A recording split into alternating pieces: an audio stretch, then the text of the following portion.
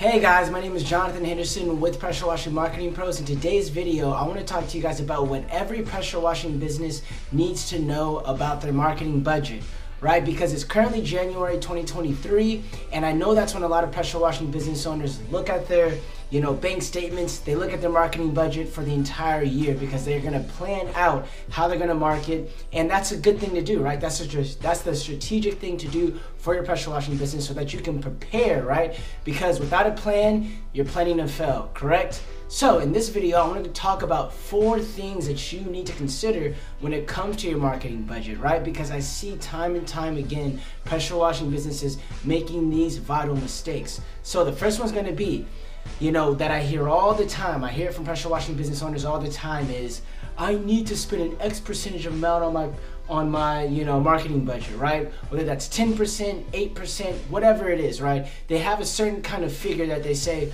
well, I read this book, or I heard this business coach that said that I should only spend 10% of my revenue on marketing, when that is actually the absolute farthest from the truth, because you should spend as much as you want to grow, right? And to give you guys a little story, because I know stories are very easy to relate to, is that I partnered with a junk removal business about 3 years ago, right?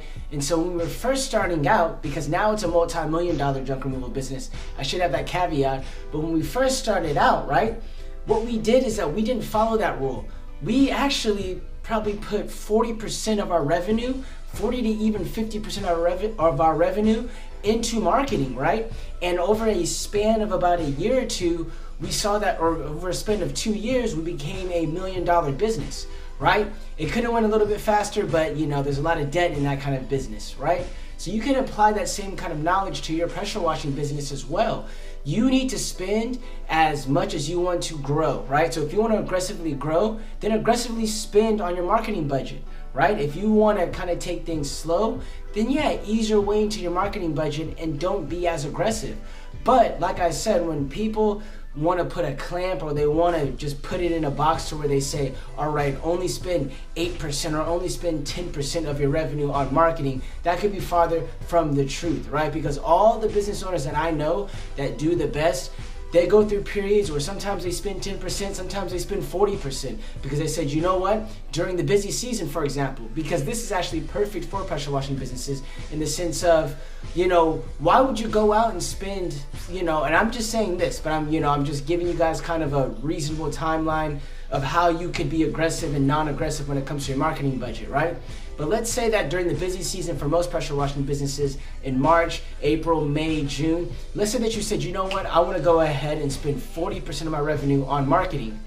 You're not going to really surprise anybody with that, because you know what you're doing? You're being aggressive at the right time, right? Because like I heard from somebody, one of my mentors, he said, Jonathan, it doesn't matter how intelligent you are. It matters how many times you apply your intelligence. You know what I mean? So I looked at that as the same way with marketing. It doesn't matter how much percentage that you're spending sometimes, as long as you're spending it at that right time too. So overall, like I said, don't follow these, just these hardcore rules about only spend 8%, only spend 10%. Spend as much as you want to grow, right? If you want to aggressively grow, aggressively spend. If you don't want to grow that much, then don't spend that much, right? So that brings me to my second point is if you turn off one lead source without having another alternative, you are actually losing money, right? Because what ends up happening is I have some pressure washing businesses that may have worked with us in the past, and they're like, Jonathan, I really expected like a 10x ROI on all the type of marketing that I do, right? So I'm gonna turn off the Google ads because I'm putting in like, let's just say $2,000 and only getting $8,000 back, right? That's really only a 4x ROI. And then they talk about the expenses and gas, and they're like, well, really it's about a 3x ROI, and I thought that it was gonna be more, right? But then I say, well, how are you gonna replace that other marketing channel, because it was profitable, right? It was a profitable marketing source for you. So where are you going to capture those leads? And the reason why I'm bringing this up is because the rebuttal that I will get all the time will be, well, I have really good word of mouth, or I know a cheaper way of how I can market. And just because something is cheaper when it comes to marketing doesn't necessarily that it's more effective. So I see too many guys go ahead and hurt themselves by just simply cutting off a marketing source because it wasn't providing them the ROI that they thought or perceived that it was going to do. So therefore they just cut it off entirely, right? Without having an alternative. Because you always want to have an alternative. If you're gonna turn off Google ads, well then maybe you're gonna try Facebook ads because they're gonna be more effective and those are the type of customers that you like, or vice versa. If you had Facebook ads and you're cutting your Facebook ads off because you were getting cheap customers, you had to do too much to try to, with the bid, the estimate, because that person doesn't know your business from Adam, you're like, okay, I'll go over to Google ads now then. Always have an alternative. If you're gonna cut one marketing source off, have another marketing source that can equal or best produce more for you, right? Which brings me to my next point, which is the third point, which is think about the LTV or the lifetime value of a customer each time you spend money, right? Because it goes back to my previous point just now when it comes to people turning off one alternative or one marketing source and they don't have an alternative. Because a lot of people don't understand this concept of a lifetime value customer. Because like I said in the previous example, guys will say, Jonathan, I wasn't as profitable as I would like to be.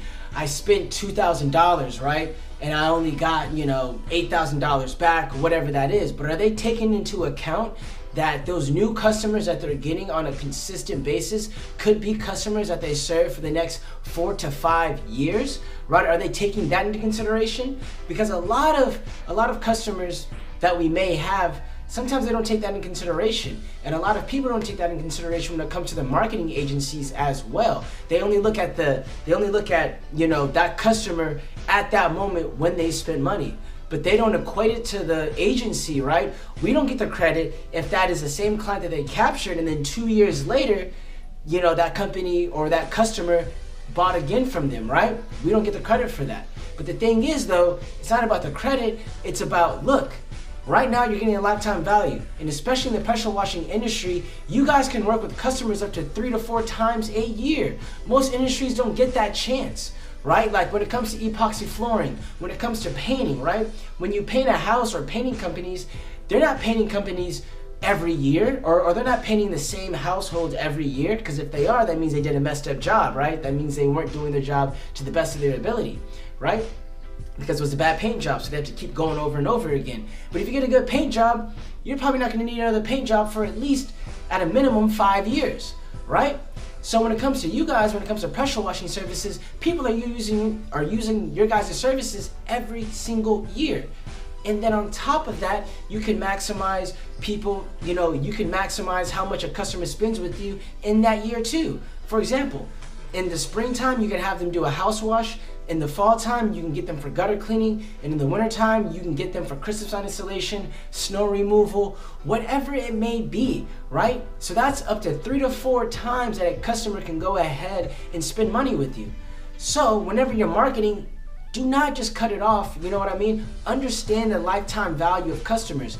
If your marketing budget or whatever marketing channel that you're using is not like a negative return and it's break even or more, keep that going, because you don't know the lifetime value of that customer that you're utilizing, right? You can maximize them that next year to where, you have a good email follow-up campaign, a good SMS campaign, right?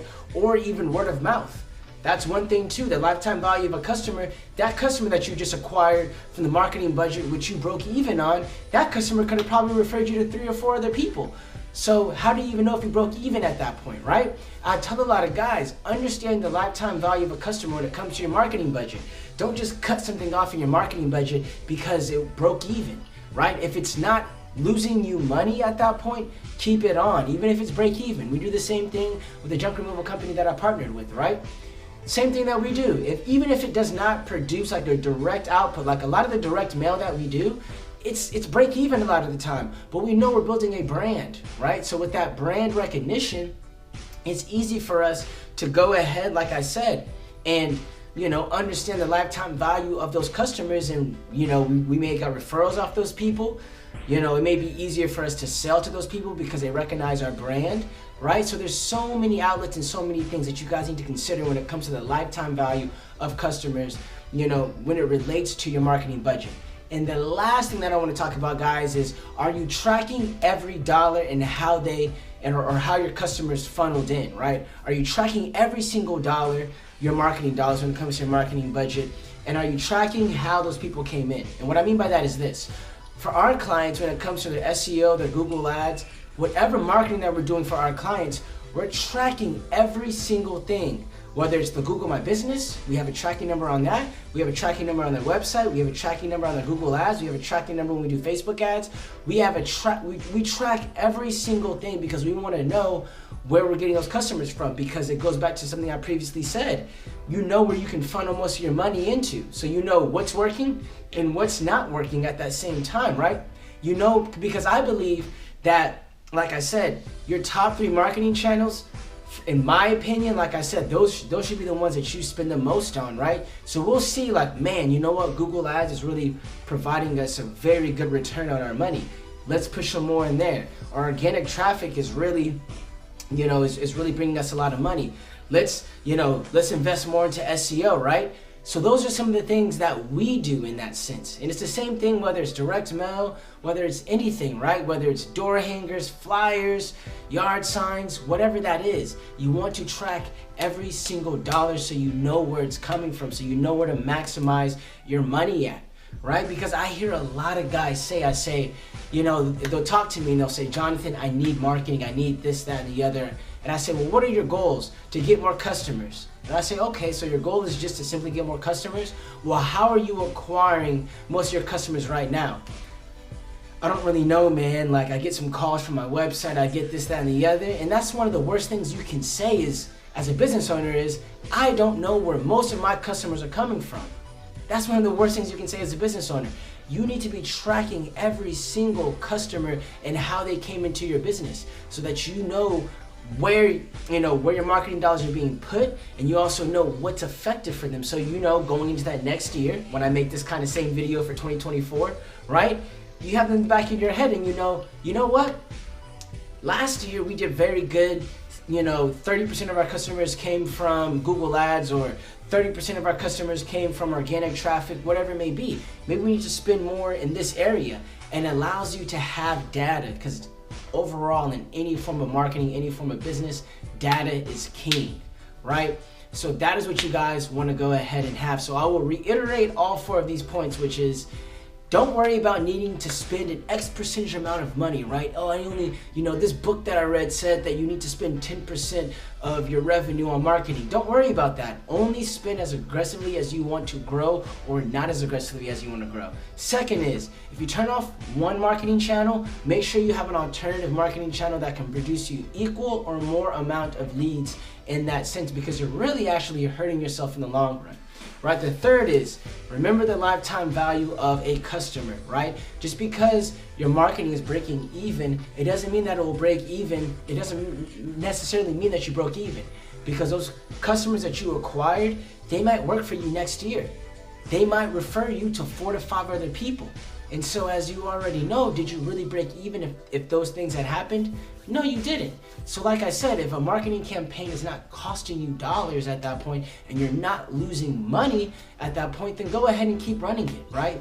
People mess up on their marketing budgets all the time because they don't understand the lifetime value of customers.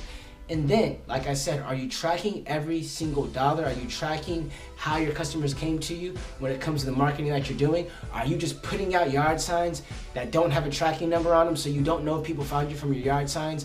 Do you know if people are finding you from your website if you don't have a tracking number on your website, right?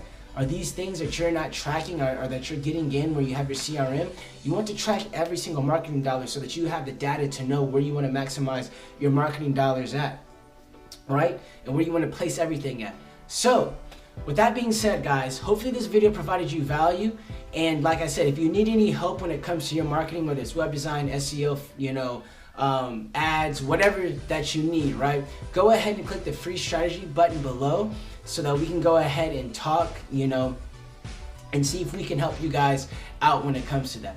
So, like I said, once again, this is Jonathan with Pressure Washing Marketing Pros. Thank you guys for watching the video. Hope it provided you value, and I will see you in the next one.